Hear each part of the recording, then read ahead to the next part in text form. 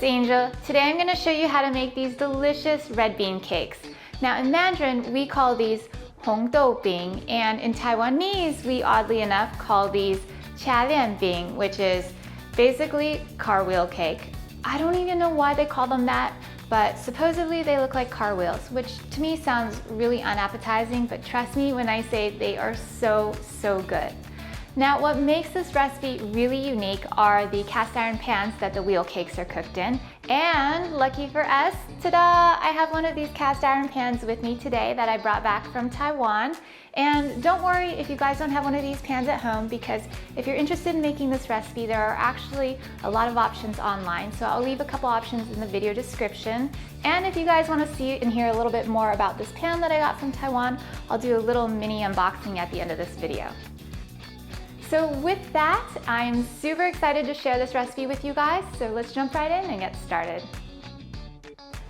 First, let's start with the ingredients. For the batter, we'll need 1 cup of cake flour, half a cup of organic cane sugar, 2 large eggs, a splash of vanilla extract, 1 teaspoon each of oil and baking powder, half a cup of filtered water, and finally, for the filling, some sweetened red bean paste.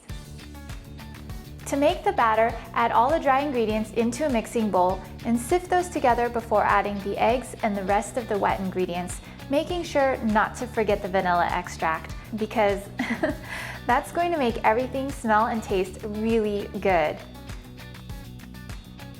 Next, gently mix everything until the batter is smooth and well combined. And just to be on the safe side, I like to pour mine through a strainer as I transfer it to an easy pour container. Finally, optional but highly recommended, you can cover and store the batter in the fridge for at least an hour or overnight to let any air bubbles settle and rise to the top. When you're ready to make your wheel cakes, take out your special pan and preheat at a low temperature so things don't burn. Next, with some neutral flavored oil, brush the insides and corners of the molds before using. Now, we're going to make the top halves of our wheel cakes first by pouring the batter about 40% full. We'll want to let those cook for about 2 minutes as we give them a slight head start on cooking. Next, pour the batter for the bottom halves about 50% full. Let that batter continue to cook and develop an edge crust before putting a small scoop of red bean filling in the centers. Then allow the bottoms to heat up for another minute or 2 while we check back on our tops. Using a long toothpick or a tool with a sharp point, gently lift to see if the top crust is a golden brown. When it's ready, pour some additional batter on top of the red bean filling to act as a glue. Then gently flip and press the tops onto the fresh batter to make our wheel cakes whole. Let that continue to cook for another few minutes until both sides are golden brown. You can also flip them over again if you'd like. Now, don't worry if they aren't perfect and maybe even slightly burnt the first few times you try to make these, because they'll still taste really good anyways, and that's what makes them unique, right? When you're done, it's best to serve them freshly cooked and hot off the grill.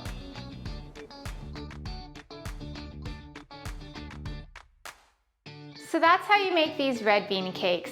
I wish you guys were here so you could smell this in my kitchen right now. My kitchen smells amazing. It's like going into an ice cream shop and smelling freshly made waffle cones.